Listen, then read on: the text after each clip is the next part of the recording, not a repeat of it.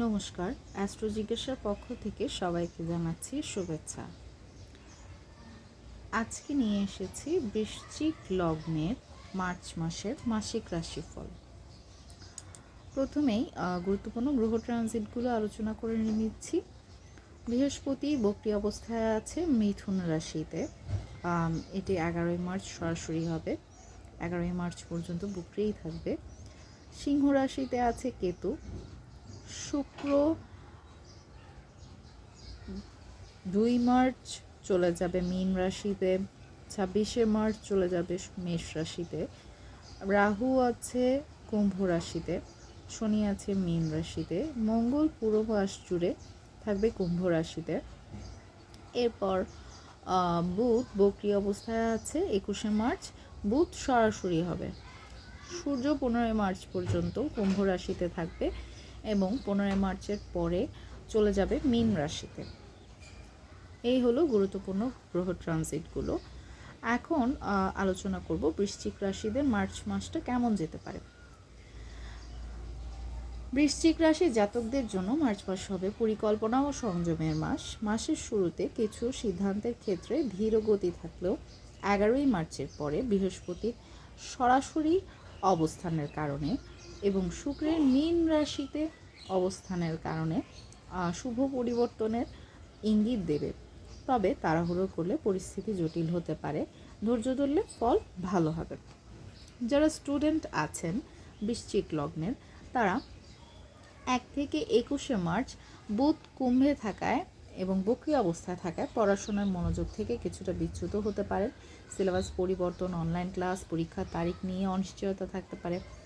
11ই মার্চের পরে বৃহস্পতি সরাসরি অবস্থান গবেষণা, উচ্চশিক্ষা বা বিদেশের প্রস্তুতিতে সাহায্য করবে। 21শে মার্চের পরে বিশেষত প্রতিযোগিতামূলক পরীক্ষার্থীদের জন্য শেষ 10 দিন খুবই শুভ। নোট রিভিশন, পুরনো প্রশ্নপত্র অনুশীলন এবং নতুন পরিকল্পনা হাতে রাখা উচিত।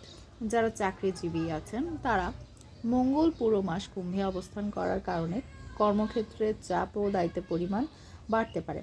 1 থেকে 15ই মার্চ কাজের গতি ধীর থাকবে, ধৈর্য বজায় রাখতে হবে। 15ই মার্চের পরে সূর্য যখন মীন রাশিতে চলে যাবে, সহকর্মী ও ঊর্ধ্বতন কর্তৃপক্ষের সমর্থন বৃদ্ধি পাবে। 22 থেকে 31শে মার্চ পদোন্নতি বা নতুন দায়িত্বের ইতিবাচক সম্ভাবনা রয়েছে।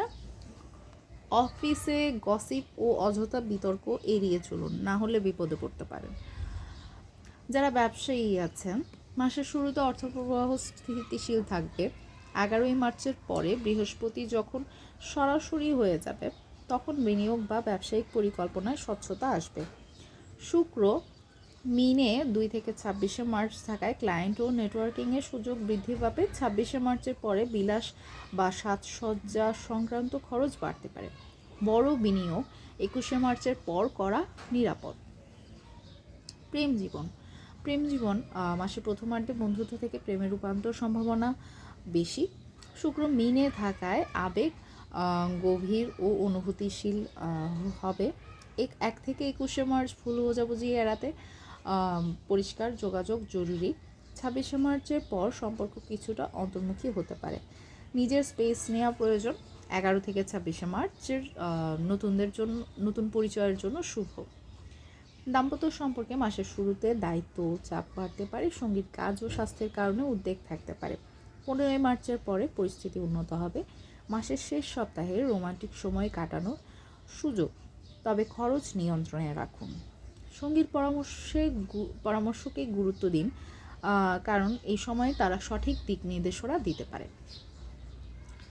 মঙ্গল কুম্ভে থাকায় স্ট্রেস, মাথা ব্যথা, রক্তচাপের সমস্যা বাড়তে পারে। পর্যাপ্ত বিশ্রাম, হালকা ব্যায়াম ও নিয়মিত হাঁটা জরুরি। মাসের শেষ দিকে মানসিক স্বস্তি ফিরে আসবে। মোট কথা, 1 থেকে 11ই মার্চ ধীরগতি ও সংশোধনের সময় থাকবে। 11 থেকে 21শে মার্চ ভাগ্য ও শিক্ষায় সহায়ক সময় হবে। 21 থেকে 26শে মার্চ সিদ্ধান্ত নেওয়ার সঠিক সময়। 26 থেকে 31শে মার্চ খরচ ও আবেগ নিয়ন্ত্রণ জরুরি। পরিশেষে মার্চ মাস আপনাকে শেখাবে সংযম ও পরিকল্পনা মানে স্থিতিশীল অগ্রগতি, তাড়াহুড়ো নয়। আপনাদের যদি আমার ভিডিওটা ভালো লেগে থাকে তাহলে লাইক, কমেন্ট এবং শেয়ার করবেন, আর অ্যাস্ট্রো জিজ্ঞাসা পেজের সাথেই থাকবেন। ধন্যবাদ সবাইকে।